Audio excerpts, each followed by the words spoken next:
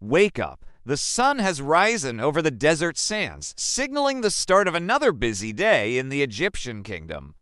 As the Pharaoh, it is my duty to get up early and make offerings to the gods so that they might smile upon Egypt for another year of bountiful crops and continued prosperity. After making my way through the long and winding corridors of the palace, I reach the sacred lake where I wash myself with scented oils and fresh water from the Nile. My royal wife, Nefertiti, joins me, and together we make offerings to Ra, the sun god, and to Amun, the king of the gods, beseeching them to watch over us and our people for the coming day. Now that we are fresh and clean, we are ready to receive the royal servants who have prepared our breakfast. I dig into some fresh figs, dates, and grapes, enjoying their sweet and refreshing taste. Bread made from emmer wheat and beer made from barley are also on the menu this morning. And as a special treat, there is honey cake made with crocodile and ostrich eggs. It's delicious, and afterwards, I am full and ready to begin my work. For thousands of years, Egyptian pharaohs had been considered divine rulers, intermediaries between the people and the gods. It was believed that they were actually gods themselves walking the earth, which meant that they had to uphold the highest ethical standards and be a positive role model for their people at all times. With this in mind, I set out to govern Egypt fairly and wisely, ensuring that the needs of the people were met and that the country ran smoothly. The most important part of being pharaoh was maintaining the ancient Egyptian concept of truth, justice, and cosmic order. It was my responsibility to keep everything in balance so that the world could continue to function properly. To do this, I worked closely with officials and governors to ensure that taxes were collected on time, that building projects were completed as planned, and that the borders of Egypt were protected from invaders.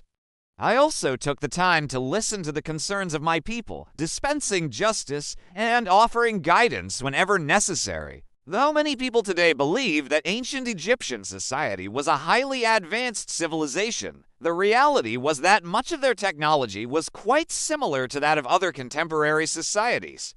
For example, their buildings, tools, and weapons were made using techniques that were not all that different from those used elsewhere in the world. However, what really set the Egyptians apart was their unique approach to engineering and mathematics.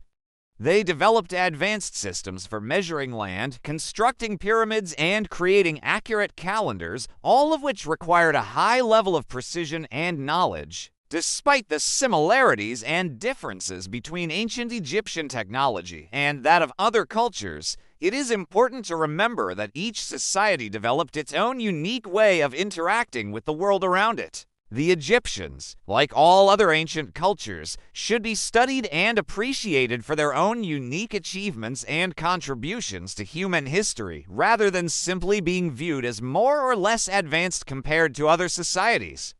It's nearly time for the afternoon's work to begin, but first it's time for a little R&R. I relax in the shade while my wife takes a nap. Soon, though, it will be time for the royal scribe to begin documenting the events of the day on papyrus. It's a good thing I've had a chance to rest, because soon I'll be off to inspect some new construction projects outside the city walls. As the sun begins its slow journey toward the horizon, I return to the palace and change into a linen kilt and a fine white headdress. Tonight, there will be a festival in my honor, and I want to look my best. We make offerings to the gods and then join the festivities, dancing and celebrating with the people. I am grateful to be their pharaoh, and I do my best to make them proud. With the festival finished and the crowds dispersed, I return to the palace, tired but happy. Another day has passed in the life of an Egyptian pharaoh. The responsibilities are many, but the rewards are great. As I lay down on my luxurious bed, I know that I have made my people proud, and that is all that matters.